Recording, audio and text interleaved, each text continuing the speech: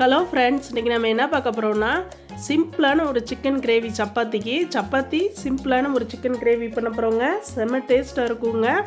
நமக்கு வேலையும் சீக்கிரமாக முடிஞ்சிடும். இந்த சிக்கன் வேகிற டைம் தான். இது வரைக்கும் நம்ம சேனலை லைக் பண்ணாதவங்க லைக் பண்ணுங்கள், சப்ஸ்கிரைப் பண்ணுங்கள், பக்கத்தில் இருக்கிற பெல் பட்டனை கிளிக் பண்ணிக்கோங்க. வாங்க வீடியோக்குள்ளே போகலாம்.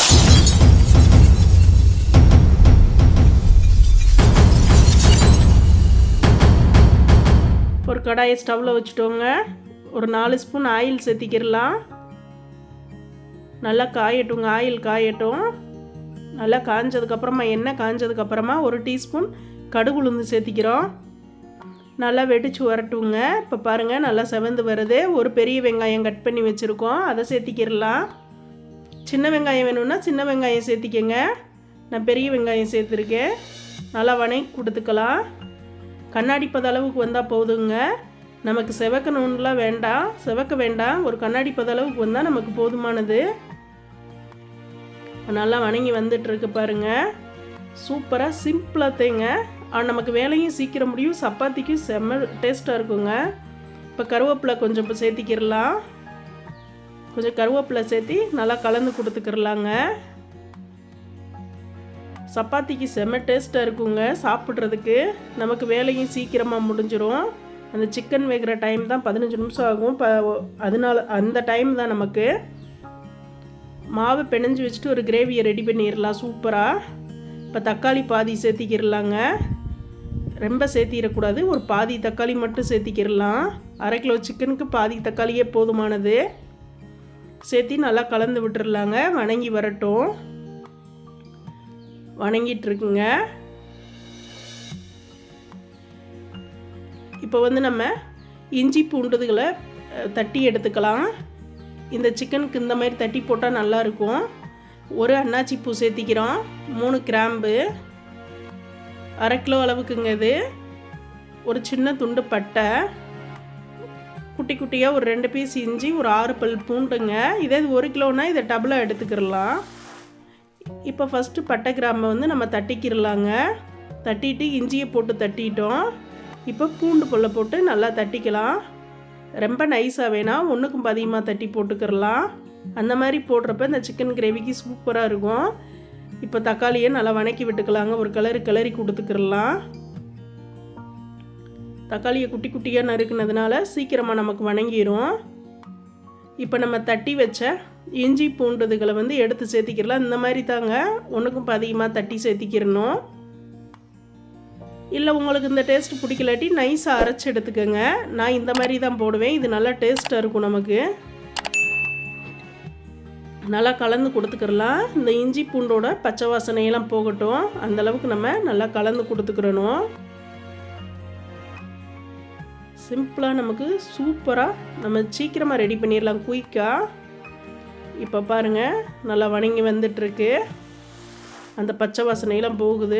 ஜம்முன்னு ஒரு வாசனையோடு இருக்குங்க. நம்ம பட்டை கிராம்போட இஞ்சி பூண்டு சேர்த்து போடுறது அவ்வளோ ஒரு வாசனையாக இருக்கும். நமக்கு சாப்பிட்றப்ப அந்த ஃப்ளேவரே சூப்பராக இருக்கும்.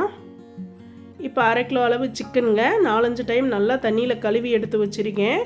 அதை நம்ம சேர்த்திக்கிடலாம். நல்லா மட்டும் ஒரு 4-5 டைம் கழுவி எடுத்து சேர்த்திக்கங்க. இப்போ பாருங்கள், இதில் தண்ணி எதுவும் சேர்த்தாத நல்லா கலந்து கொடுத்துக்கலாம். நல்லா கலந்து விட்டு இதுக்கு தேவையான அளவு உப்பு மட்டும் நம்ம சேர்த்திக்கிடலாங்க. இப்போ நல்லா கலந்து விட்டுருக்கோம். இப்போ உப்பு இதுக்கு தேவையான அளவு உப்பு சேர்த்திக்கிறோம். சேர்த்தி நல்லா கலந்து கொடுத்துடலாம். இப்படி நம்ம கலந்து கொடுத்து கொஞ்சம் தண்ணி சேர்த்தாத வேக விடுறப்ப தான் அந்த கறியில் சிக்கன் உப்பு இந்த சிக்கனில் நல்லா பிடிச்சி வரும். இப்போ மூடி போட்டு விட்டுறலாங்க. இப்போ நல்லா கலந்து கொடுத்துக்கிறோம். 5 நிமிஷம் ஆச்சு. ஓப்பன் பண்ணி பார்த்துட்டோம். நல்லா கலந்து கொடுத்துட்டோம். இப்போ பாருங்கள், 1/2 லிட்டர் அளவு தண்ணி சேர்த்திக்கிறோம். அதுக்கு இப்போ தான் நம்ம தண்ணி சேர்க்குறோம். ஒரு 1/2 லிட்டர் அளவு தண்ணி சேர்த்தி நல்லா கலந்து கொடுத்துடலாம். கலந்து கொடுத்துட்டு மூடி போட்டு விட்டுறலாம். இப்போ ஓப்பன் பண்ணி பார்க்கலாம். இப்போ ஒரு 10 நிமிஷம் ஆகுதுங்க. இப்போ ஒரு சிக்கன் எடுத்து செக் பண்ணி பார்க்கலாம் வெந்துருச்சான்னு. இப்போ பாருங்கள், ஒன்று எடுத்து செக் பண்ணி பார்க்கலாம். நல்லா சாஃப்டாக வரணும். வெந்துருச்சு. இன்னும் கொஞ்ச நேரம் ஒரு 5 நிமிஷம் இருந்தால் இன்னும் சாஃப்டாக இருக்கும். பாருங்கள் நல்லா வெந்திருக்கு. இன்னும் ஒரு 5 நிமிஷம் விட்டுறலாம். நல்லா சாஃப்டாகட்டும். மூடி போட்டு விட்டுறலாம் கலந்து விட்டு. இப்போ பாருங்கள் ஓப்பன் பண்ணி பார்க்குறோம். ஒரு 5 நிமிஷம் செலவாச்சு. இப்போ சிக்கனை மறுபடியும் செக் பண்ணி பார்க்கலாம். சூப்பராக சாஃப்டாக வெந்துருச்சுங்க. நல்லா சாஃப்டாக வெந்துருச்சு நமக்கு. இந்த டைமில் நம்ம சிக்கன் மசாலா சேர்த்திக்கிறலாங்க. எனக்கு வந்து சத்தி சிக்கன் மசாலா பிடிக்கும், அதனால நான் சேர்த்திக்கிறேன். உங்களுக்கு என்ன பிராண்டு பிடிக்குமோ அதை சேர்த்திக்கங்க. 2 ஸ்பூன் அளவு சத்தி சிக்கன் மசாலா சேர்த்திக்கிட்டேங்க. ஒரு 2 ஸ்பூன் மட்டும் 1/2 கிலோவுக்கு சேர்த்திக்கிறலாம். கொஞ்சம் பெரிய ஸ்பூனில் 2 ஸ்பூன் எடுத்திருக்கேன். மல்லித்தூள் வந்து 1 ஸ்பூன் எடுத்துக்கிறலாங்க. மல்லித்தூள் சேர்க்குறப்ப நமக்கு கிரேவி நல்லா திக்னஸாக கிடைக்கும். 1 ஸ்பூன் மல்லித்தூள், 1/2 டீஸ்பூன் வந்து மிளகாய்த்தூள் சேர்த்திக்கிறலாங்க. தனி மிளகாய் தூள் தான். நல்லா கலந்து கொடுத்துக்கிறலாம். பாருங்கள் இந்த மாதிரி நல்லா கலந்து கொடுத்துக்கிறலாம். இந்த மசாலாவோடைய பச்சை வாசனையெல்லாம் போகணுங்க. அதனால் கொஞ்சம் மீடியம் ஃப்ளேமில் வச்சு மூடி போட்டு விட்டுறலாம். இப்போ பாருங்கள் எவ்வளோ திக்னஸாக இருக்குன்னு. நான் வந்து இந்த கிரேவி கொஞ்சம் கிரேவி பதத்தில் எனக்கு வேணுன்றதுனால மூடி போட்டுக்கிறேன். அதாவது சப்பாத்தியில் தொட்டு சாப்பிட்றதுக்கு. இல்லை உங்களுக்கு ரொம்ப திக்னஸாக வேணும்னா கொஞ்சம் ஃபுல் ஃப்ளேம்லேயே வச்சு நல்லா இது பண்ணிக்கோங்க. நான் மீடியம் ஃப்ளேமில் வச்சு மூடி போட்டு வச்சுருக்கேன். இப்போ பாருங்கள் ஓப்பன் பண்ணி பார்த்துடலாம். இப்போ எண்ணெயெல்லாம் பிரிஞ்சு சூப்பராக நமக்கு சிக்கன் கிரேவி ரெடி ஆயிடுச்சு. கொஞ்சம் மல்லித்தலை சேர்த்திக்கிறலாம். மல்லித்தலை சேர்த்தி நல்லா கலந்து கொடுத்துக்கிறலாம். இப்போ பாருங்கள் இந்தளவுக்கு திக்னஸ் இருக்குது நமக்கு கிரேவி. இப்படி இருந்தால் தான் நம்ம சப்பாத்தியோடு சாப்பிட்றப்ப கரெக்டாக இருக்கும். சூப்பராக ஜம்முன்னு ஒரு வாசனையோடு நமக்கு சிக்கன் கிரேவி ரெடி ஆயிடுச்சு.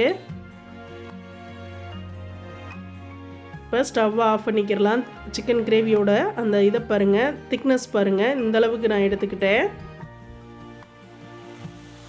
சூப்பராக நல்ல வாசனையோடு ரெடி ஆயிடுச்சு. இப்போ ஆஃப் பண்ணிக்கிட்டோம்.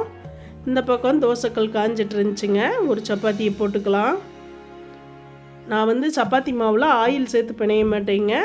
சப்பாத்திக்கும் ஆயில் ஊற்றி போட மாட்டேன். சப்பாத்தி ஆயிலே இல்லாததான் மாவும் பிணையுவேன். உப்பு தண்ணி மட்டும் சேர்த்து மாவை பிணைஞ்சிக்கிறவேன். இதுமாரி நைஸாக தேய்ச்சி ஆயில் சேர்த்தாத சப்பாத்தி போடுவேங்க. இது நல்லா சாஃப்டாக இருக்கும். ஆறி போனாலும் நமக்கு எடுத்து சாப்பிட்றப்ப அவ்வளோ சாஃப்டாக வரும். அதுக்காக இந்த மாதிரி தான் போட்டுக்கிடுவேன். சுத்தமாக ஆயில் சேர்க்க மாட்டேன். இப்போ பாருங்கள் நல்லா வந்துட்டுருக்கு. திருப்பி கொடுத்து நம்ம சப்பாத்தி போட்டு எடுத்துக்கலாம். கல் சூடாகவும் கொஞ்சம் மீடியம் ஃப்ளேமில் வச்சுட்டோன்னா நமக்கு கரெக்டாக இருக்குங்க. கருகாது சப்பாத்தியும். ஏன்னா நம்ம ஆயிலெலாம் போடுறதுனால இந்த மாதிரி கொஞ்சம் மீடியம் ஃப்ளேமில் வச்சு போட்டோன்னா நல்லா வரும். இப்போ சூப்பராக சப்பாத்தி ரெடி ஆயிடுச்சு. இப்போ அதுக்கு சூப்பர் காம்பினேஷன் சிக்கன் கிரேவி எடுத்துக்கிட்டோம். பாருங்கள் எவ்வளோ கலர்ஃபுல்லாக எவ்வளோ சூப்பராக இருக்குது பாருங்கள். சாப்பிட்றதுக்கும் அவ்வளோ டேஸ்ட்டாக இருக்குங்க. இந்த சப்பாத்தியோடு சாப்பிட்றப்ப நம்ம இட்லி தோசையோடையும் சாப்பிட்லாம். இருந்தாலும் சப்பாத்திக்கு இது சூப்பராக இருக்குங்க சாப்பிட்றதுக்கு. இது சாதத்துக்கும் நல்லா இருக்கும் இந்த சிக்கன் கிரேவி. இப்போ பாருங்கள் சூப்பரான சிக்கன் கிரேவி நமக்கு ரெடி ஆயிடுச்சு. நீங்களும் இது மாதிரி செஞ்சு சாப்பிட்டு பாருங்கள் ஃப்ரெண்ட்ஸ். Thank you friends.